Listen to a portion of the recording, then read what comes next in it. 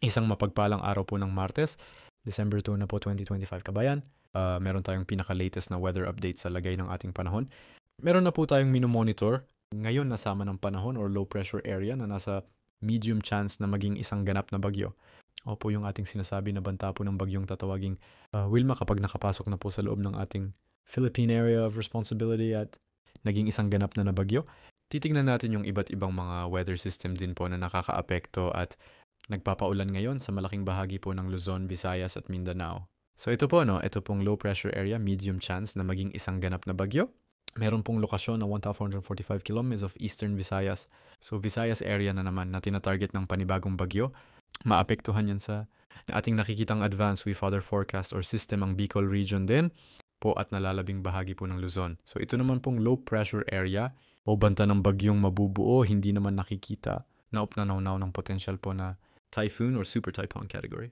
Pero lagi ko sinasabi na mahina man or malakas po ang bagyo, kinakailangan pa rin lagi tayong handa. Yung tipong parang merong malakas na bagyo yung paghahanda natin. Mas safe po yun, mas maganda po yun. Dahil alam nyo, mas maganda yung umpisa pa lang nakapag-asikaso na tayo para hindi po tayo maabala din dahil nakakatakot. Din yung sama ng panahon ngayon. O po sa tinatawag natin na tropical cyclone threat potential. Ito nga po sa December. Swang kahapon pa yan hanggang December 7 itong banta ng samaan ng panahon o banta na ng bagyo. Wilma papasok po sa eastern Visayas hanggang Bicol region, papalabas sa kanlurang bahagi ng ating bansa dyan po sa week 2 simula December 8 hanggang December 14. So tignan yung mabuti, hindi nakitaan ng magiging typhoon o super typhoon category kasi kung yan ay nasa super typhoon category o typhoon category, magpupula yan sa ating advanced weather system or tropical cyclone threat potential. Pero lagi kong pinapaalala po alam nyo maraming pagbabago po na po pwedeng mangyari. Bawat oras minumuintoon, nagbabago po ang ating tropical cyclone threat potential.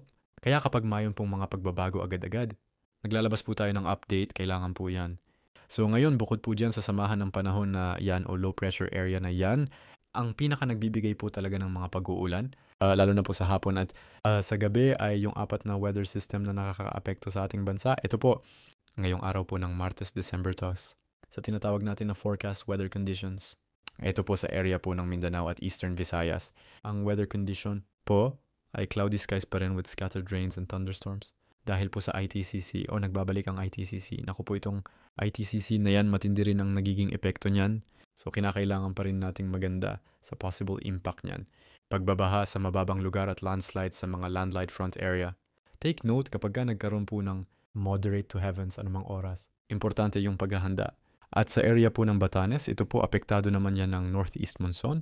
So may mga tansa pa rin ng mga ulap na kalangitan with isolated lights. Samantalang sa Palawan naman at nalalabing bahagi po ng Visayas, patuloy po makakaranas ng party, cloudy to cloudy skies with isolated rain showers or thunderstorms. Opo. Lalo na po yan sa bandang hapon. Nandyan po talaga sa hapon na nagiging epekto niyan. So may mga tansa pa rin na mga possible flash floods or landslide kapag nagkaroon po ng severe thunderstorms.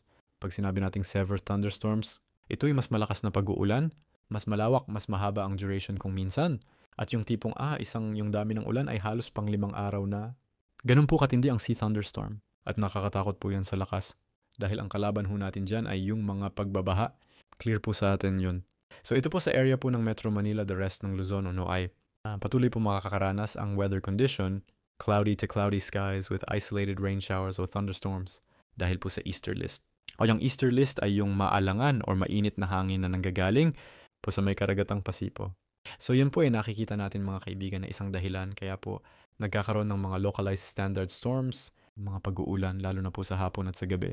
So kinakailangan kung lalabas tayo ng ating mga kabahayan, ngayong araw po ng Martes magdala po ng payong jacket kapote, panlaban ho yan sa mga biglaang bugso po ng mga pag-uulan. Ngayon, balikan natin itong LPA na medium chance at sa mga susunod na mga oras ay nasa loob na ito ng ating PAR bilang isang high risk or high chance na maging isang ganap po na bagyo. Kapag yan naman ay naging bagyo, ito po paliwanag ko sa inyo. Mabuti kasi yung iba tinatanong talagang kinukulit ako. Kuya, ano ba yan? Super typhoon ba yan? Typhoon ba yan? Malakas ba yan na bagyo? Sa ngayon po kasi nakikita natin kung ito pumasok sa loob ng ating PAR at ma-develop bilang isang tropical depression at nagkaroon siya ng tinatawag na rapid intensification at bilang pumalo sa tinatawag na tropical storm hanggang severe tropical storm. Yun mas mataas yung tansan maging isang ganap na bagyo Pero dahil nasa labas siya ng PAR, malapit nang pumasok sa ating area, isa pa rin siyang LPA. So ang tendency nito ay mahinang bagyo. Tulad na lamang ito, bigyan ko kayo ng example, yung Typhoon T-Super. Yuan, bago pa yan pumasok sa loob ng ating Philippine Area of Responsibility, ganap na silang bagyo. So, dun po tayo magba-base, no? Ang isang LPA, kapag hindi pa isang ganap na bagyo sa labas ng PAR bago, pumasok sa ating bansa ay mas mahina ang tansa, mas maliit ang tansa na maging malakas po na bagyo. So, yun po, malinaw po sa atin yan. Ang isang malakas na bagyo, ganito naman, nasa labas pa lamang ng PAR, malayo pa. Ilang distansya pa? Libong distansya pa, pero nakikita na kaagad ng paglakas ng kategorya from tropical depression to tropical storm yun. Tapos lalabas na yung area of probability niyan. Makikita natin ngayon kung mas magiging malakas o kung saan dadaan ang mga sama po ng panahon.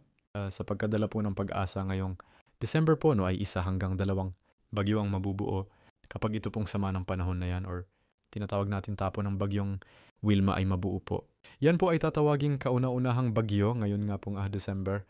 So alam naman natin 1 hanggang 2 bagyo ang nasa monitor chart po ng Pag-asa. And ayun na rin po yan sa ating advanced weather system. Pero lahat po ng mga sama ng panahon na yan bago na yan nasa mahinang kategorya lamang, no? Lalo na po sinasabi ko sa inyo, kapag naging bagyo po ang isang LPA, maraming mga senaryo na po pwedeng mangyari, pagbabago sa kanyang kilos at galaw.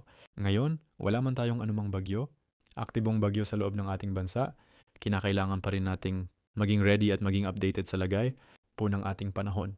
May mga pagbabago time to time, oras-oras, araw-araw. Kahit nakita natin dun sa ating tinatawag na tropical cyclone threat potential na hindi yan magiging malakas na bagyo, may mga tansa pa ring pagbabago dyan. Pwedeng mas maging mahina, pwede ring mas malakas. Pero kung titingnan nyo mas lamang dito, doon sa parteng mahina dahil hindi naman talaga nakikitaan niya ng magiging malakas super typhoon. Pero syempre hindi pa rin natin niroroot yung mga possibilities na po pwede pa rin magbago kapag nasa loob na ng ating bansa. Lalo na kapag lumabas na yung tinatawag natin na landfall scenario o landfall areas ng isang ganap na bagyo. Yan po muna ang pinaka-latest na update natin sa ngayon. Maraming salamat po at God bless po sa inyong lahat.